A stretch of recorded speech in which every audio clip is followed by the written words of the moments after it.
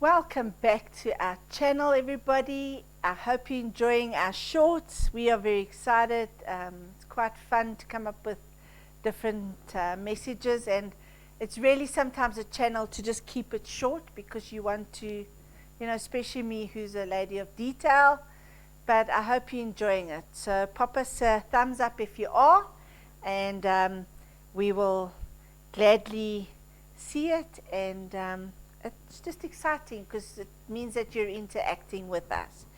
Today with the COVID, we don't always interact, and it's so nice to see who's interacting. So my message is, don't run, walk. Now Hebrews 12 verse 1 says,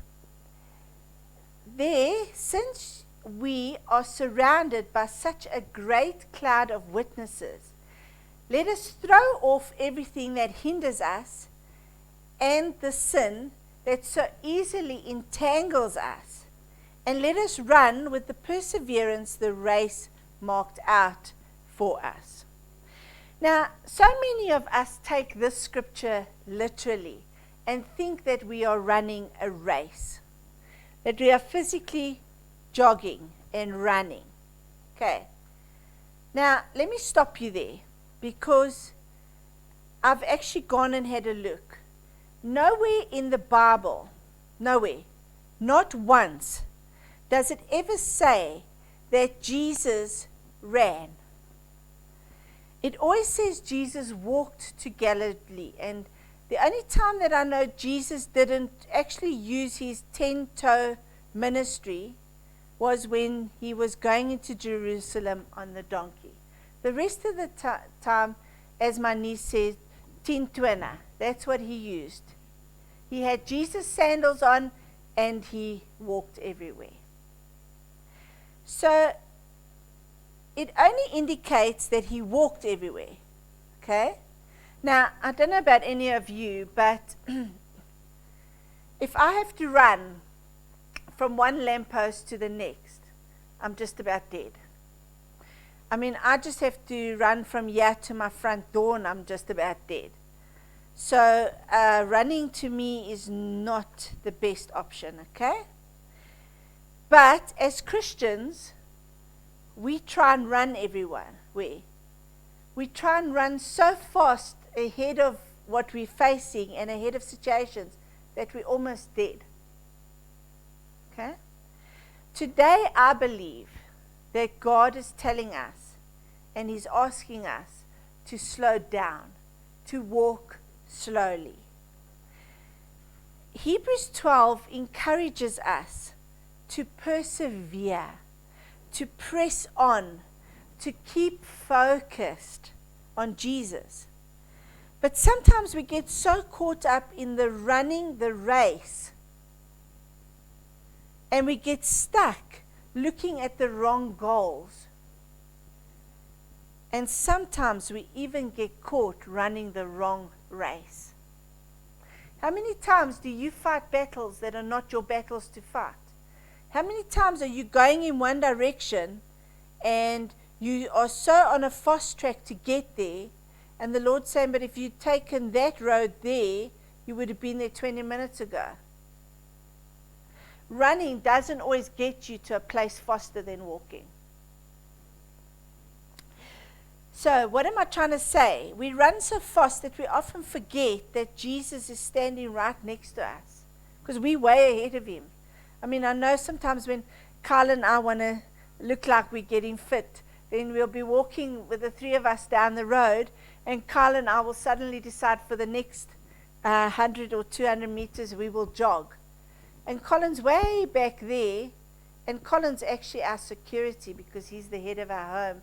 And as my husband, he protects me if there's trouble. But I'm way ahead of him, so how's he going to protect me? And that's what we do with Jesus. We go way ahead of him. And we forget that he's actually there. We forget that he's running the race with us. He said, I will not leave you. I will never forsake you. I am with you always. Which means when I'm walking, when I'm sleeping, when I'm running, Jesus is running with me. He's walking with me.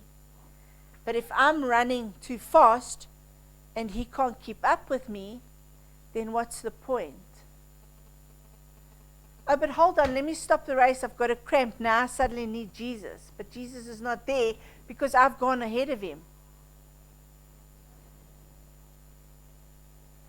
So sometimes we forget that he wants to be on this journey with us. You know, he said that I don't believe that God ever intended our race to be hard and full of pain. He wants us to slow down so that when we are walking, we can observe the scenery around us, and we can observe the birds in the trees, and we can see the fish in the brook that we're walking next to. If we're running ahead of ourselves, we're going to miss all that. Because I don't know about you, but not only am I half dead when I run from one lamppost to the next, but the only thing that I'm focusing on is getting to that goalpost, because I can hardly breathe and I can hardly think, and I'm not even looking next to me. And that's what we are missing the journey because we are running. And God is saying, don't run, walk. I remember when we used to go hiking, and you're so tired, and I battled with my feet, so my feet were so sore, and I didn't want to take another step, and I didn't want to pick myself up. But in front of me, I could see this luscious sound, and I could hear the sound of this waterfall. And I knew that if I could get to that waterfall, I could be revived. I could drink of the sweet water. It could refresh me. And that water is like honey. It is so sweet and cold and crisp. And you know, if you can just get to that goal, you will make it. So what do? You push through until you, despite the pain, despite the sore feet, you get into the goal. But you don't have to run to get there, because you're likely to trip over the next rock if you can't even pick your foot up because it's so sore.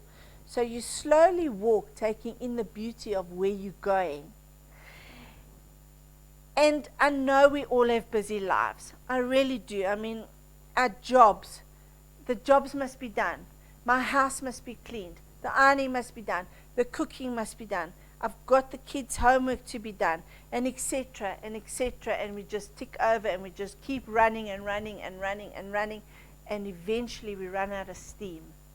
Eventually we are so tired that at the next lamppost we collapse. You see, in the midst of our tasks that we have on a daily basis, the hustle, the bustle of life, where do we focus?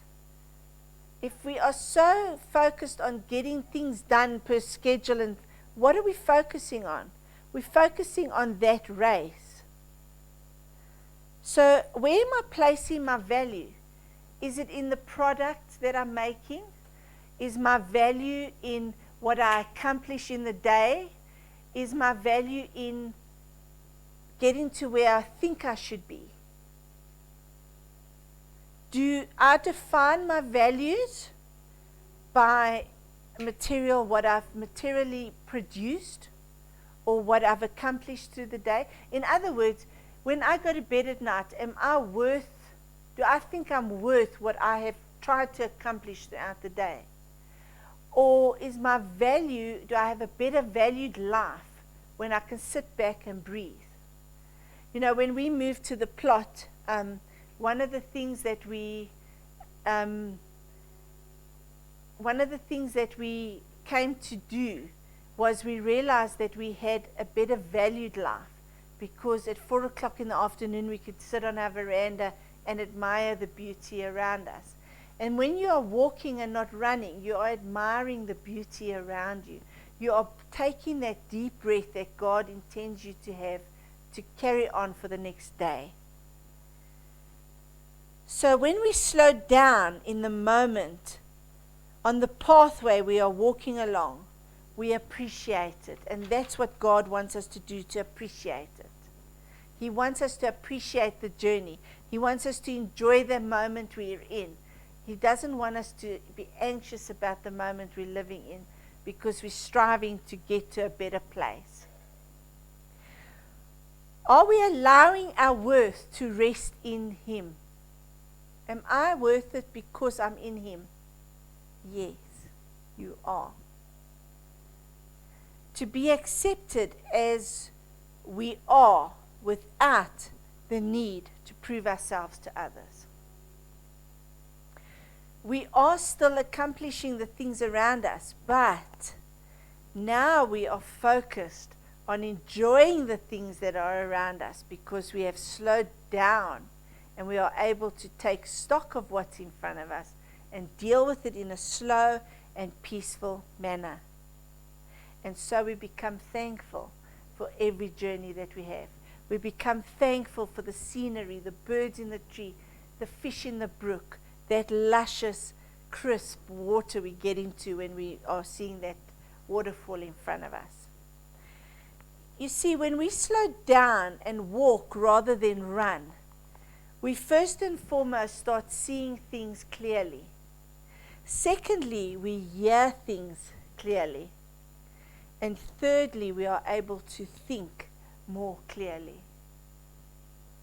Seeing clearly often lets you look beyond what you can see, beyond that moment, and suddenly you start seeing the bigger picture. Because now you're not seeing the lamppost you're trying to get to because you're running yourself to death, but you're slowly walking, and so you see that luscious mountain and the waterfall that is coming down it. Hearing clearly allows you to follow clear direction, to hear a precise instruction, but most of all to hear God's voice. And God's voice is continually singing over you. And when He sings over you and you hear that song, you have confidence and you are able to react. Then point number 3 was it allows you to think clearly. When you start thinking clearly, it gives you a map that maps out your path to life. So not only are you seeing where you're going, you're hearing the clear direction of God, and now you are thinking, which gives you the actual map, the road in which you have to travel. It gives you the clarity that you need to get in and out of situations. It allows you the wisdom, the knowledge to understand clearly. And again, you're striving to a bigger picture. So, what I'm saying is that when you walk slowly, you change your perspective on life. You change the way you see, you change the way you hear, and change the way you think. You become more thankful. You become more content. And you start to accept the situation you're in. And suddenly you have the confidence, the boldness, and the ability to stand in that situation and to overcome it. So today I'm telling you, it's okay to just be. You don't have to do and strive and run and continue and fret and do 10 of this and 20 of that. No. It's okay to just be. Just be what God made you to be. Just be what God says you are. Just be okay with where you are. And strive with baby steps. Not giant steps, baby steps. To start to think of ways you can go from crawling to walking, and then eventually you can run. So today I'm leaving you with this thought. Just Slow down long enough to hear God. So be blessed. I hope this message touched you. Just slow your life down. Take time to breathe. Take time to take stock of where you are, where you're going.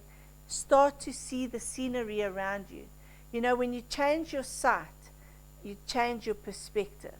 And when your perspective changes, what you're hearing and what you are accepting changes.